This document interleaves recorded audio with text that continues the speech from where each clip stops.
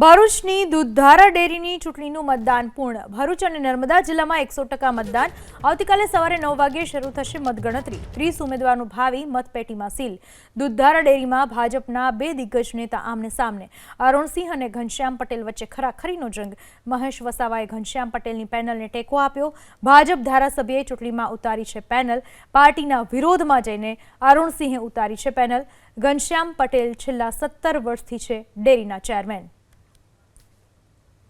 ભરૂચની દૂધધારા ડેરી જે વિવાદમાં મતદાન તેનું પૂર્ણ થઈ ચૂક્યું છે। ભરૂચ અને નર્મદા જિલ્લામાં 100% મતદાન થયું છે દૂધધારા ડેરી માટે। આવતીકાલે સવારે 9 વાગ્યે તેની મતગણતરી હાથ ધરવામાં આવશે અને 30 ઉમેદવારોનું ભાવિ મતપેટીમાં સીલ થઈ ચૂક્યું છે। 100% મતદાન થયું છે। ડેરીમાં ભાજપના જ બે દિગ્ગજ નેતાઓ આમને સામને છે। અરુણસિંહ અને ઘનશ્યામ પટેલ બંને વચ્ચેનો ખરાખરીનો જંગ। મહેશ વસાવાએ ઘનશ્યામ પટેલની પેનલને ટેકો આપ્યો। ભાજપ ધારાસભ્યએ ચૂંટણીમાં પેનલ ઉતારી છે અને પાર્ટીની વિરુદ્ધમાં જઈને અરુણસિંહે પોતાની પેનલ ઉતારી છે।